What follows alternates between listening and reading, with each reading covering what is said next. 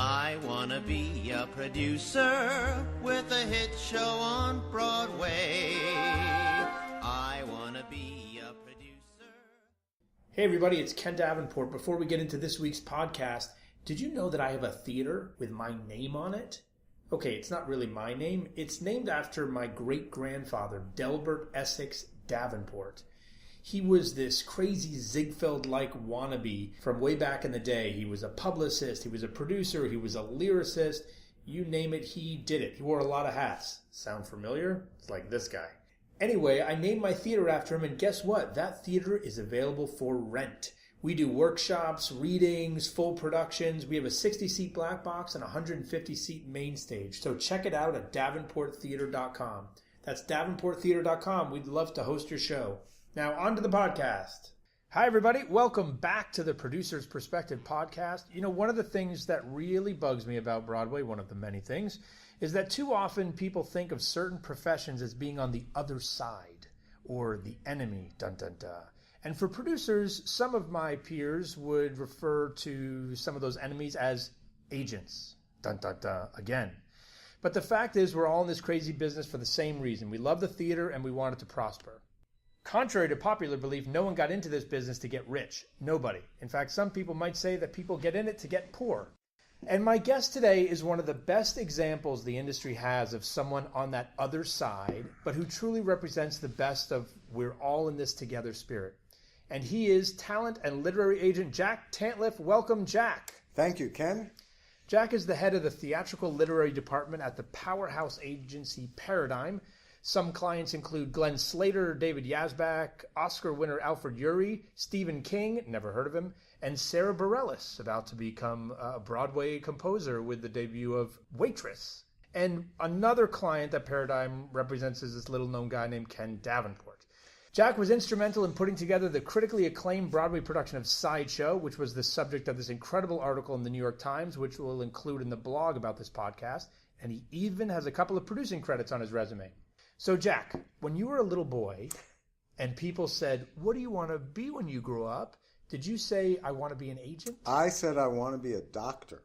A doctor? Yes, I did. So how did your mother must be so disappointed in you? She was disappointed until the New York Times article. So how did it happen? What was the path from doctor to agent? Well, I went to Colby College in Waterville, Maine to become a doctor. And I got involved in their extracurricular theater program. There was no for-credit theater there. And the honest-to-God truth is I wasn't doing very well in my pre-med courses. I was having a lot of fun in the theater program, and then two things happened. Over spring break, I saw the original Broadway production of Equus, and while I neither wanted to act nor blind horses, I somehow identified with that boy on the stage. When I got back from spring break, one of the professors at Colby had invited his old friend, I don't know how they knew each other, Ellen Stewart, who of course was the creative force, founder, and producer of La Mama. And she was up at Colby for about 2 days, and I trailed her around. I was fascinated by everything that she had to say. And all of a sudden, at some point, out of my mouth, blurted, I want to go into theater. What should I do? And she said, go to Sarah Lawrence. It's the best school for theater in the country. I had never heard of Sarah Lawrence. I think it's the only theater school that she actually ever knew, because Wilford Leach, who became my faculty advisor, was at the time the artistic director of La Mama. And that was the connection. But on that one sentence, I transferred. And that is how I made the transition. And so you majored in theater at Sarah Lawrence and acting? To the extent that anybody at Sarah Lawrence majors in anything, yes. So you were a performer? I directed, well, Sarah Lawrence is not a trade school like Juilliard or North Carolina School of the Arts or Carnegie Mellon. It was a really low-rent kind of theater program in spite of phenomenally talented teachers, people like Will Leach, Julie Bavasso, Andre Sherban. I took a course from him, a great director named John Ferraro, other people like that. But it was a program where basically everybody did everything. So you acted, you directed, you ran the follow spot, all of that. And when you graduated, did you have a sense of which one of these disciplines you wanted to do as a career? Well, interestingly, because Sarah Lawrence was so, as I put it, low rent, I didn't really know what the career options in theater were. I didn't know about agents. I think that if you said to me, what are the jobs available, I would say actor, director, producer. That's more or less what I understood. I kind of knew that I didn't want to be an actor, although I did go on some auditions just because I've never been good with rejection. I think had you asked me at that point, what do you want to do, I probably would have said director, because I became sort of within the confines of the school, a director of note. My father knew someone who knew someone who knew a man named Peter Bobley. Peter Bobley was a book publisher on Long Island, and he was the producing partner of a man named Michael Harvey. That was my first job. I typed labels for Michael Harvey, who was producing 2 shows when I worked for him. One, which never happened, called Playboy on Broadway. It was, I don't know if I can say this, it was going to be a big tits and ass musical review to celebrate the 25th anniversary of the magazine. It was, they went out to people like John Guare and Terrence McNally and Woody Allen, and they commissioned sketch material and song material from really all the people you could ever want, and it was all terrible.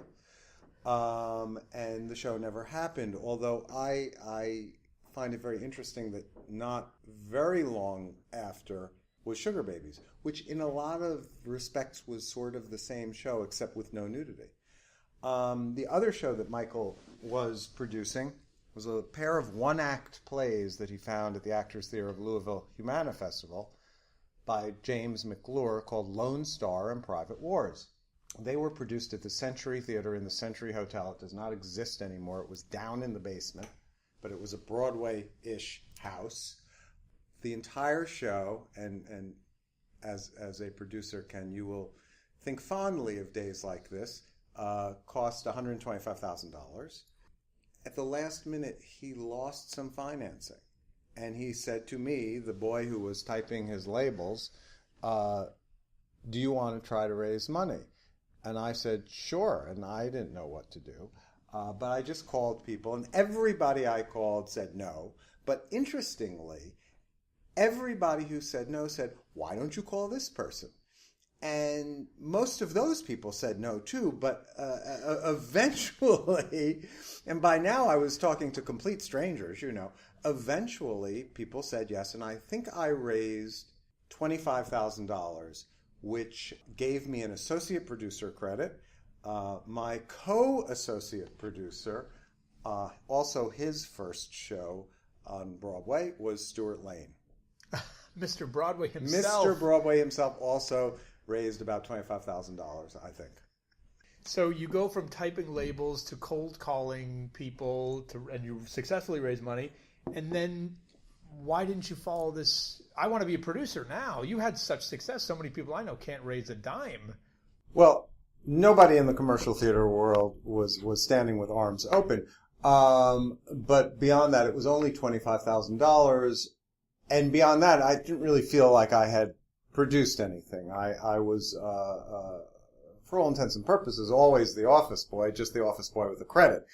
But what was great about that job was I had the opportunity to meet a lot of the people who were in Michael Harvey's world.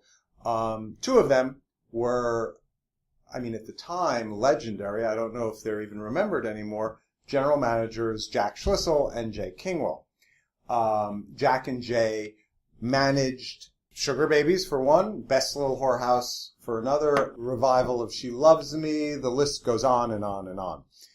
Anyway, so I more or less asked Jack Schlissel to hire me, and he did.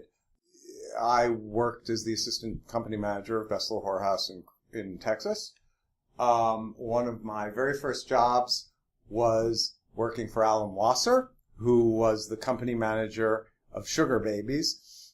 Just as an aside, I don't know if people who listen to this will know Susan, but Susan Sampliner was also working. She was a little bit more senior than I was, but she was working in the Schlissel-Kingwell office at the time as well. I worked for Susan at one point when she was in Charlotte Wilcox's office. Everybody has worked for Susan Sampliner at one point. Well, there you go. Who, for those of you who don't know, who's in the David Stone and the Wicked offices right now. Right. So I worked on Whorehouse and I worked on Sugar Babies, and as an aside, since I can say tits and ass, I probably can say that our team on the Broadway show Bowling League was named the Whore Babies. And by the way, we won, and I have a trophy to this day at home. And this is not what this podcast is about, but I will tell you that the Whore Babies were the very last team to bowl, and I was the very last bowler on the very last day. And I'm not a particularly good bowler, but somebody pointed out that if I bowled 3 consecutive strikes in the 10th frame, we would win by 1 pin. And I did. Wow. Did you retire? Are you still bowling today? I am not bowling. Once you have bowled 3 consecutive strikes in the last frame to win a championship and you have that trophy, that's when you retire. I believe they call that a turkey. Don't they call that a turkey? Something like that. Yeah, it's a little different in our business now. Yes, but it's never happened before or since. So there you go. So you amassed this great deal of experience on the other side of the table, if you will, from general managers and company managers as an associate producer, and you then decide to apply these skills to, again, as I referred to in the introduction, the other side of the table. What was the first introduction to being an agent? How did that Well, I didn't start? decide to do anything, actually, in my entire career, pretty much. What happened was the last show that I company managed was A.R. Gurney's play, The Dining Room, at the Astor Place Theater before it became the home forever and ever of the Blue Man Group. And it was going to close within the foreseeable future.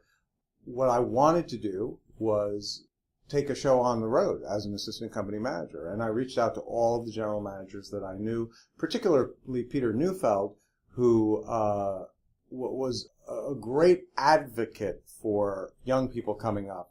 And there were just no shows. And so this is a true story. A lot of people have heard this story. It's kind of idiotic, but there you go. So I was working at Playwrights Horizons. They were the producer of The Dining Room. And this was before 42nd Street was renovated. And so Playwrights was kind of, sketchy, not compared to the other theaters on the block, but it still was. And there was no air conditioning. It was July. There was a historic heat wave. I think it was something like 106 degrees for 3 consecutive days. I had been offered an interview with Clifford Stevens, who had a company called STE Representation. And I had no interest in working for an agency.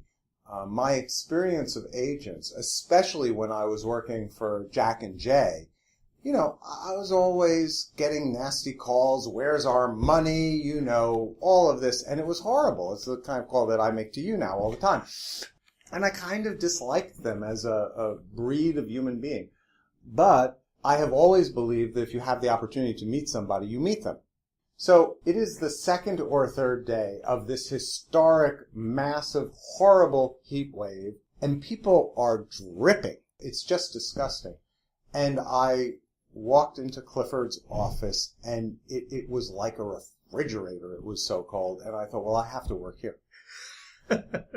and your agenting career was born. And I kind of begged for the job.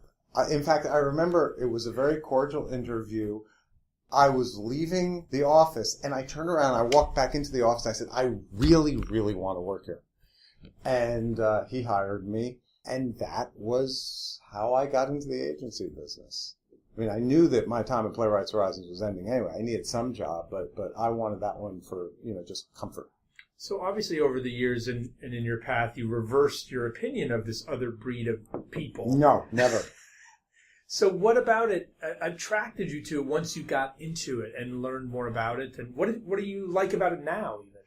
Not a lot. No, I shouldn't say that.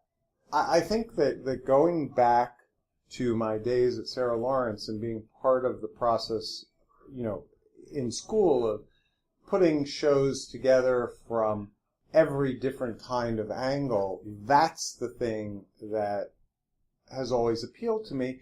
And those were the two qualities I over time I realized that I brought to the job. One was, for lack of a better way of describing it, an ability to talk to artists. That was something that I enjoyed. And also a real interest in putting things together. I don't think of it as a selling job. If I'm going to sell something, there probably are better things to sell and much more money to be made selling those other things than, playwrights. So if you were writing a job description for an agent, 1 sentence, 2 sentence, what do you think that would be? What is the job of an agent today? Well, I don't know that I can do that because the job changes constantly. I mean, that's one of the appealing things about it. Every day we walk into the office, we don't really know what's going to happen. I don't see the job the way most of my colleagues do, I think. First of all, there's a big difference between talent agenting and what I do, representing everything but the actors. Sometimes I am, but mostly I'm not booking people into jobs that exist. Mostly what I'm doing is trying to create the job in the first place. Can you give me an example of that? Like, what's an example of a artist or a team of artists even that you helped? Well, you mentioned Sideshow. That's the most ridiculous example that there ever will be, just because of the sheer number of people that I had on it. But certainly another example is Waitress, Sara Bareilles. I actually I approached Sarah and asked her, was she interested in writing a Broadway show? And made the introduction to Barry Weissler, who's the producer of Waitress, and the rest is history.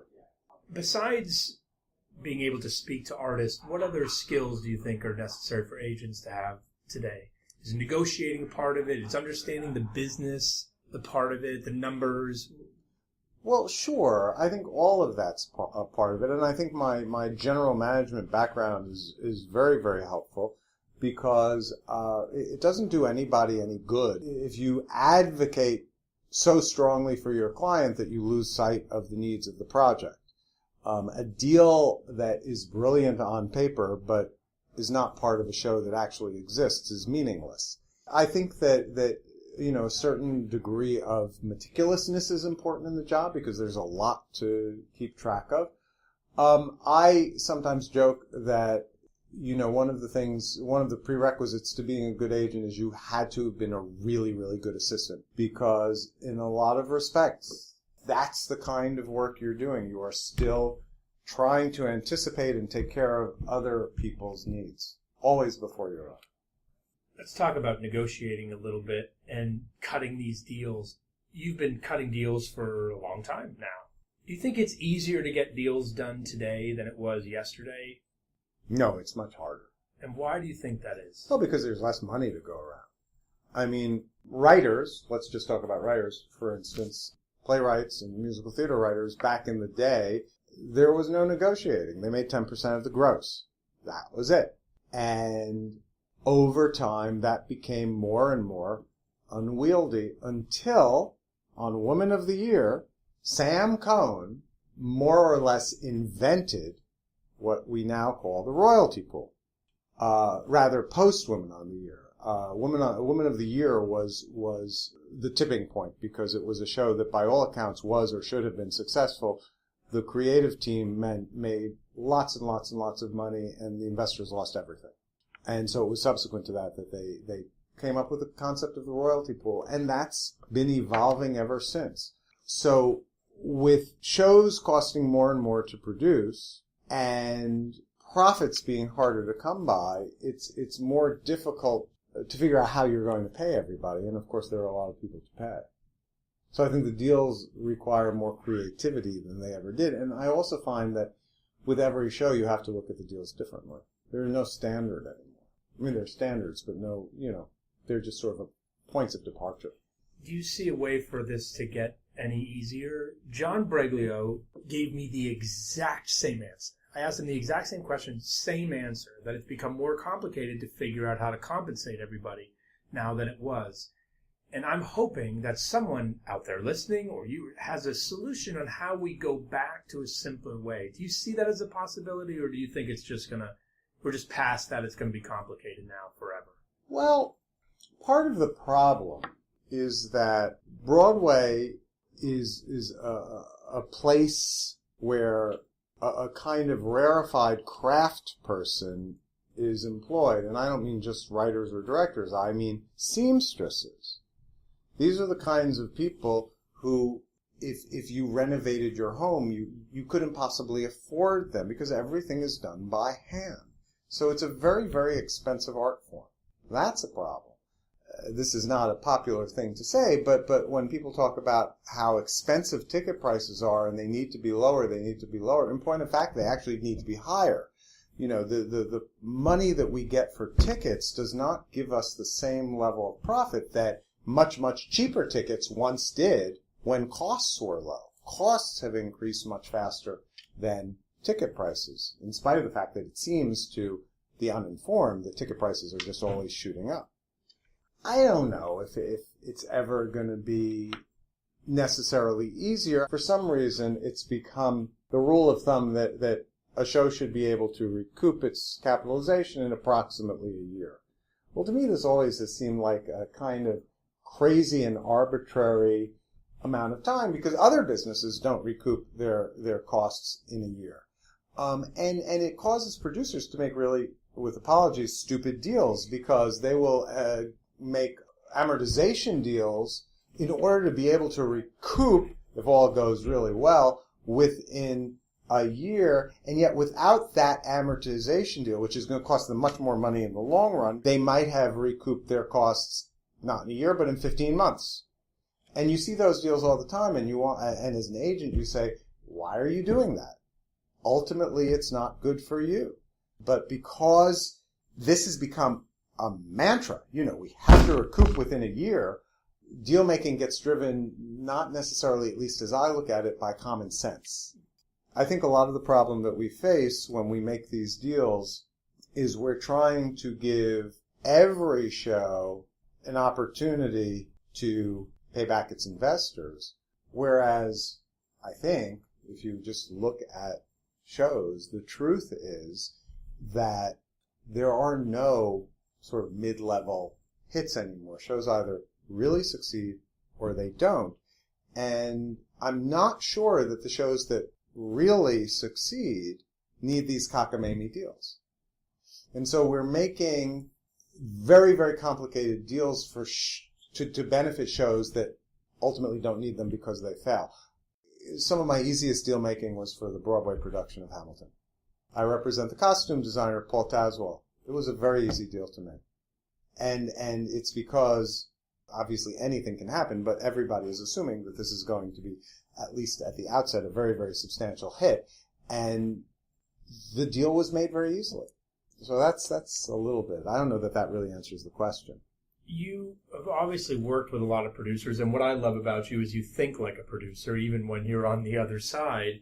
That's one of the reasons I really wanted you to represent me. With all the producers you've worked with, what do you think are the characteristics that a producer producing today needs to have in order to be successful? In other words, tell me who your favorites are. No. Do you see how quickly he answered that with a no? Well, describe those favorites for me. What I will tell you is that because relative to other businesses, it is rather inexpensive to get into the theater. If you have $12 million, now $12 million is a lot of money, but if I want to create a software company, that's not going to pay for a week, right? $12 million gets me to opening night and beyond on Broadway. Suddenly, if I have that money, I'm a producer. And that's the kind of producer that I don't like. I like to not really have to think about that part of things. I like producers who understand that the financing of something, if it's good, should go without saying, or even if it doesn't go without saying, is not the principal driving force. The people who I like most of all are the people who I think see it like me. It's exciting to put something good together. And I think that, you can look around the kinds of shows that get done and what you think of them and pretty much figure out who I like and who I don't. Well, I like everybody. Let's flip to the other people you have to negotiate with, which are your own clients. What do you do when you have to tell one of your clients that you don't think their work is very good? Does that ever happen? It's never happened. I'm sure it has. Or how do you deal with it? Because this is I find fascinating about what you do, because being an agent is very cutthroat, especially when you're dealing with people like Sara Bareilles. They could jump to other agencies. There are people lurking around every corner trying to steal them, all these three-lettered agencies out there. What do you do when you have to tell your client that, hey, we need to get this better, or maybe we should stop doing this, or maybe it's time for this to close? Well, first of all, my clients are never the ones to decide that something should close, so there's that.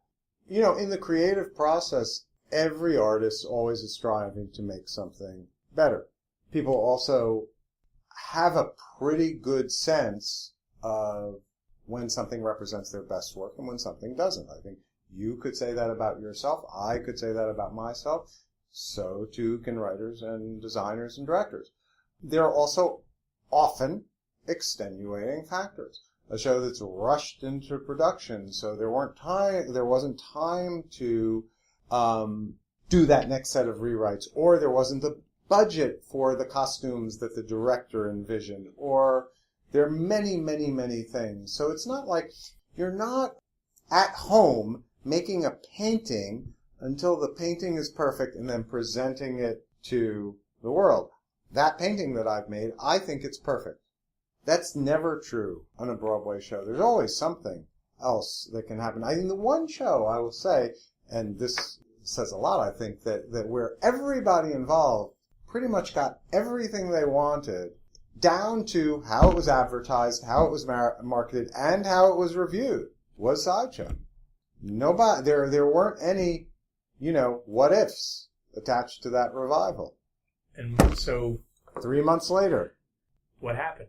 Well, how many times did you go see it? Nobody went. This is what happened. And do you have any idea in your own post-mortem about the show? Because I know yes. It is emotionally attached. You think about it like a business. Why didn't the revival of Sideshow work commercially? There are a number of reasons. The first and foremost, which I think is difficult for all of us who have been involved in Sideshow this time and the first time around to accept, is that people simply do not want to buy tickets to see a show about conjoined twins. In spite of the fact that they were told by every critic in the country, including by Charles Isherwood, that it was one of the most wonderful things they would ever see.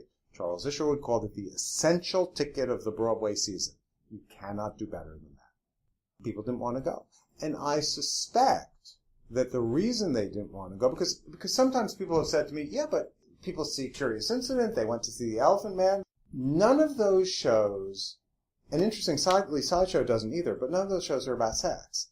And yet I think the idea of a romantic story, which Sideshow clearly is, that involves conjoined twins, creates subconscious nervousness in people that actually is not what they see when they see the show, but it keeps them from buying tickets. So I think the reason that people don't buy tickets is because it's all about icky stuff that they're imagining that's not really there.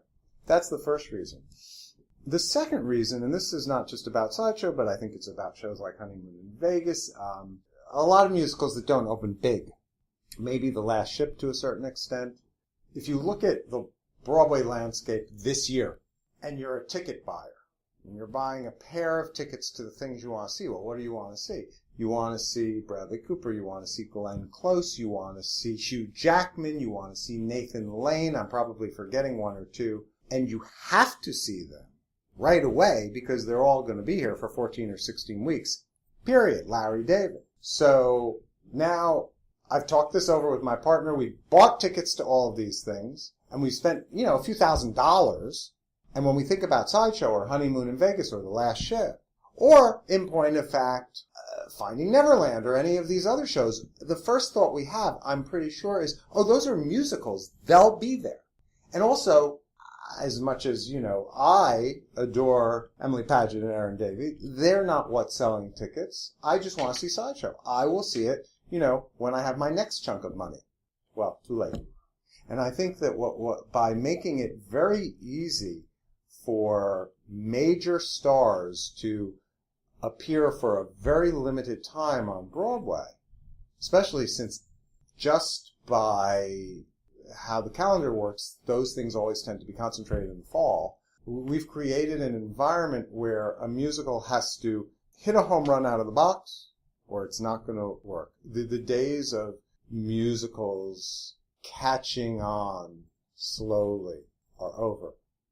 The last one that did really was Gentleman's Guide, but there was no one waiting to go into that theater.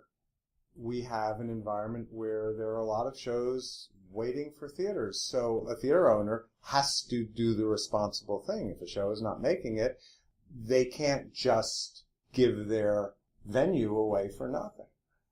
A lot of things sort of happened with Gentleman's Guide that make it the exception that proves the rule. It's not just that it's a great show. Nobody was buying tickets, but it had very low running costs. It had the support of investors who were pumping money in, and it had a theater owner that didn't need the space.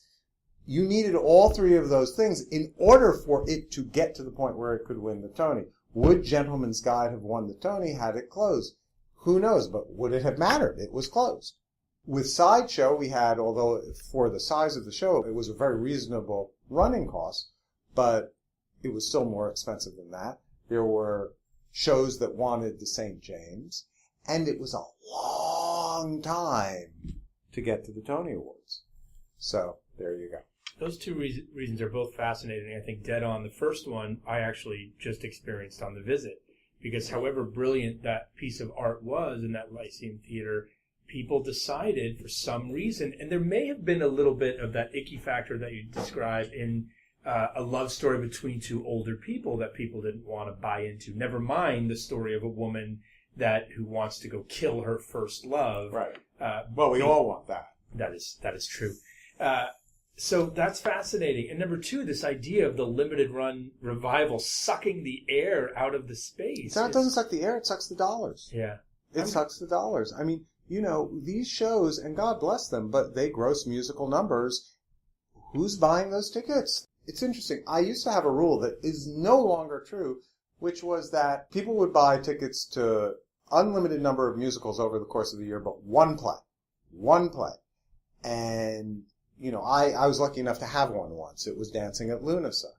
And you can look back. Proof. You go back. There was always the one play. August, Osage County. And these plays would sort of, everything else would sort of have its little runs or come and go, but there was this one play that was a must-see ticket. Well, now, when you put these big, big, big stars in these shows, it's almost reversed, because people have to see those plays now if they want to see those stars. And the want to see aspect is becoming more and more true. I'm going to comment about a few shows, and I'm not going to give my opinion, but I'm going to give what I think is conventional wisdom. Finding Neverland. And I represent a number of people on that show, so we were all very happy. Finding Neverland, I think it is safe to say it did not get good reviews. I think it is safe to say, and I am trying to not be critical and not subjective, but these are facts. Safe to say that it was not embraced by the theater community. I think Sunday is evidence of that. It is safe to say, if you look at, the various chat rooms, that it was the object of, let's call it, commentary. People love it. Love it! And I will tell you that when I take my nieces and nephews to a show next Thanksgiving, and I always do, every Thanksgiving I take them to a show, it'll probably be Finding Neverland. People want to see Finding Neverland. It is exactly opposite of Sideshow. Motown, a show also that had a lot of, let's call it, commentary, and was not embraced by the theater community, and did not get particularly good reviews. During previews, you could not get a ticket, to the point that the free seats that are always reserved for the lighting designer, the scenic designer, all of the creative people who have to actually watch the show during previews as they're making changes, they didn't have seats. They gave them up to sell them. People were going crazy to buy tickets. There is this intangible aspect that as a producer, and certainly as agents, we ought pay attention to. Knock on wood, you never know, but I'm involved with a show right now that I think has that, which is School of Rock. Now, obviously, the hope is that it's good. The hope is that it is embraced by the theater community. The hope is that it wins fans among, our snobby friends. But whatever happens, I can tell you just by the phone calls and the emails and the texts that I get from people who I haven't heard of for years, School of Rock is something people want to see. Let's talk a little bit about how you find new writers or artists or people to represent. If some of my listeners out there were looking to get an agent, I have a feeling a few are, how do they attract someone like you? Well, that's interesting. I mean, obviously it's not just me at Paradigm. There are a bunch of us, and we always are looking for new people. Bill Goldman wrote a book called Adventures in the Screen Trade, which is his follow-up to The Season. Both books are seminal and should be read by everybody who's interested in entertainment. Even though both books are a little outdated, they still are in many ways profound. I think it's the second chapter of Adventures in the Screen Trade where Bill Goldman discusses getting an agent. And he talks about the fact, and it really is true, that everybody who is involved with representing, producing anything in the arts wants to be the person who finds, the thing that's great. And yet, people who are submitting material tend to only want to talk to Ken Davenport or Jack Tantleff or whatever.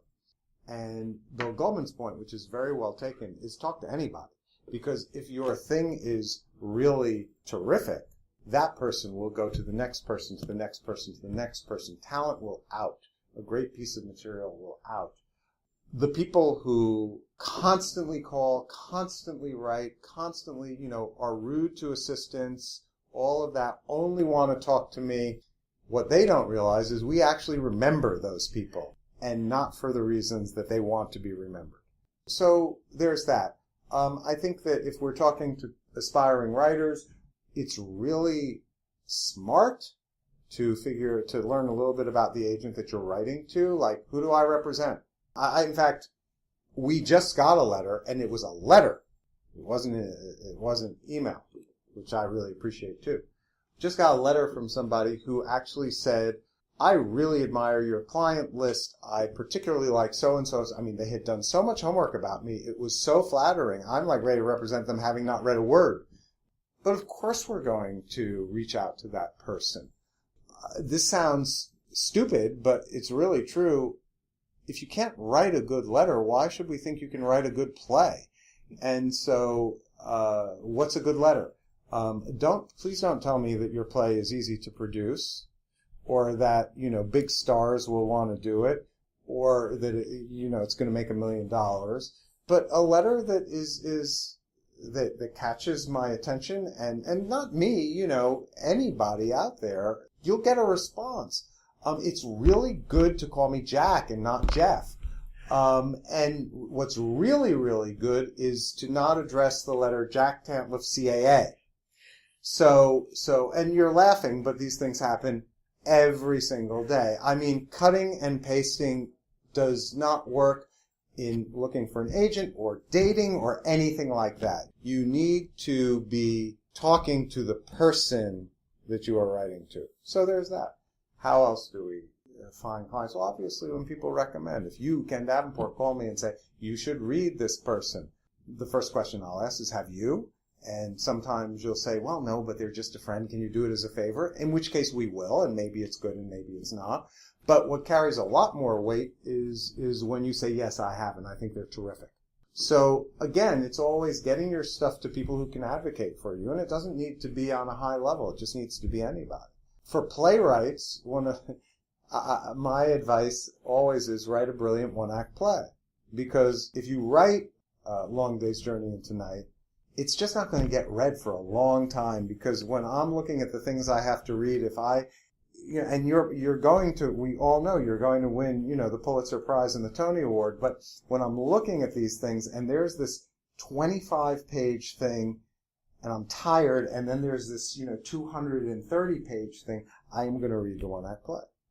I think the most general but important answer to the question is find ways to inject yourself into the community. Theater is not solitary. It's about people.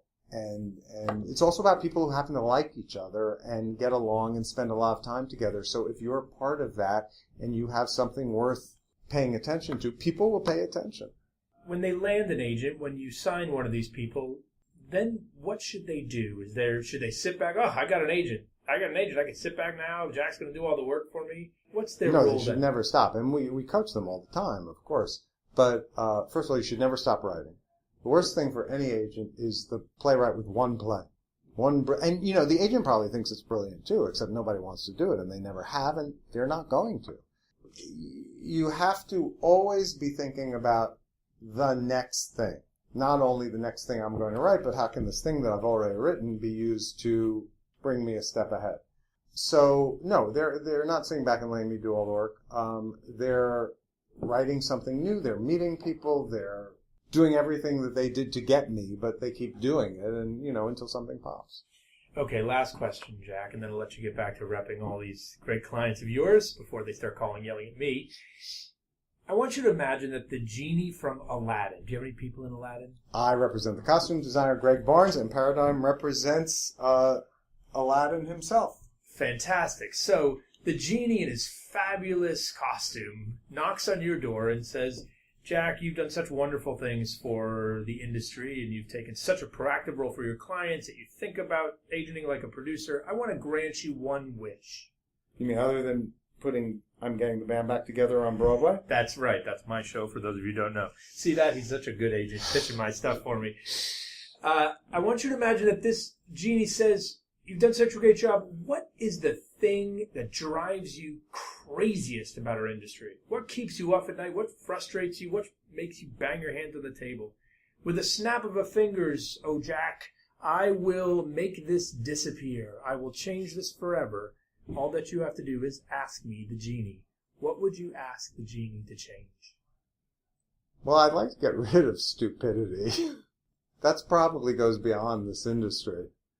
By stupidity, I mean stupid producers, in that, why are they producing that? Stupid critics who don't know what they're talking about. But you know what, Ken?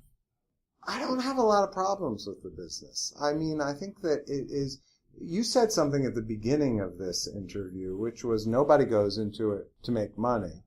People really tend to be in theater, by and large, for the right reasons. There are bad eggs here and there. And I hated Charles Isherwood on First Date, but how can I hate him after his review of Sideshow? It's so like everybody's a human being. I do look around and I wonder why certain shows get produced, but of course if you dig deep, you always find out the answer. There's always an answer. I suppose if I could, well, there is something.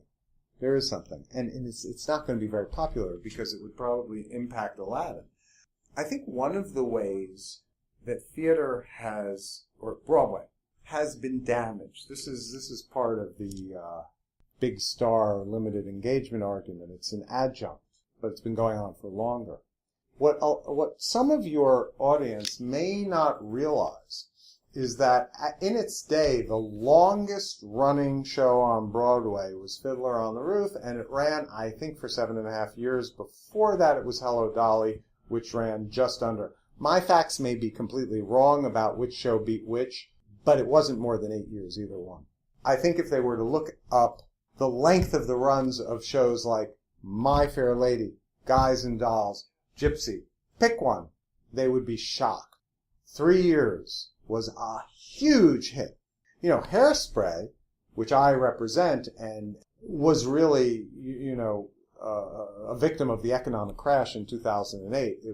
Hairspray closed in January of 2008 when the bottom was dropping out of the economy, and the producers and the management looked into their crystal balls and they saw a summer coming where nobody would be in New York, nobody would buy tickets to see theater, and they closed preemptively to protect, a show that already profited quite handsomely. And as it turned out, they were wrong. Everybody was wrong. The recovery, not the overall recovery, but the recovery in terms of Broadway theater and hotel occupancy and stuff like that was almost immediate, and it was a very good summer. And a show like Hairspray probably, although again, no crystal ball, would have done very well. Probably did not need to close then. But anyway, Hairspray ran for 5 years, and it's disappointing. So today when we have, obviously, Phantom of the Opera, Mamma Mia, although it's closing, Book of Mormon, all these, I don't think that that's particularly healthy. I am praying the School of Rock becomes one of those. But when your real estate is so much more limited than it ever was back in those days, everybody, and this is creatives, producers, theater owners, investors, start to look not necessarily just to make something good, but what is that hit that can run for 10 or more years? I've tried to not name shows, and I don't know how there's one example of sort of all of this happening in a way that I think was, I don't really want to say this because I don't like to speak ill of. The show that I'm talking about is Rocky, because to me, and I wasn't involved with Rocky, other than we represented Andy Carl, who was Rocky, but I wasn't involved with any of the creative team. It always seemed to me, looking at that show was built to be one of these shows.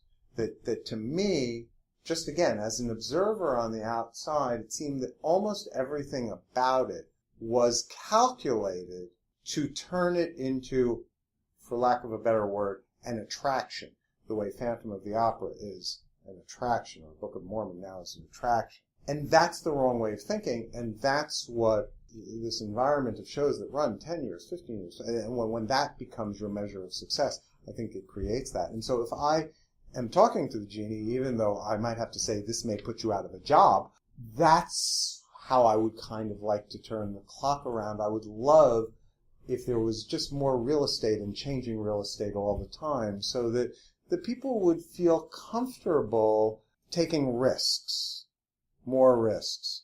That people would look at a show like Billy Elliot that ran for just 3.5 years and say that's an important hit, as opposed to something that was disappointing. That's what I would wish for. A very good answer, especially with the theater crunch that we're in today. I talk about this all the time. This season's a great example. We added 4 shows that I don't see going away anytime soon. Finding Neverland, American in Paris, Fun Home. These shows are just going to run. Well, Fun Home won't. I mean, Fun Home will run for a long time, but it's not going to be here 10 years. No, not 10 years, but certainly all these shows will run, it looks like, for a couple of years. Oh, for sure. And that's a lot of hits to get in one season, which, again... No, and next season, I mean, Hamilton and Waitress and School of Rock probably are joining the list. So I mean, Hamilton for sure. And I can't really speak about Waitress other than the word on it is very, very good. And it's Sara Bareilles. And Jessie Mueller is going to attract a certain audience because she won the Tony Award for Beautiful. School of Rock seems to have that built-in want to see. So then, that's 3 more theaters that we're losing. 10 to 20 years from now, we could have nothing but long runners. We'll all be out of work. Jack, thank you so much for doing this. Thanks to all of you for listening. Don't forget to subscribe. Some great guests that I can't even reveal coming up very soon. Thanks so much. Talk to you soon. Thanks for listening to this week's podcast, everybody. Don't forget, if you're looking for space for your reading, your workshop, or your full production, check out DavenportTheater.com. That's DavenportTheater.com. I'm gonna be a producer. Look out, Broadway.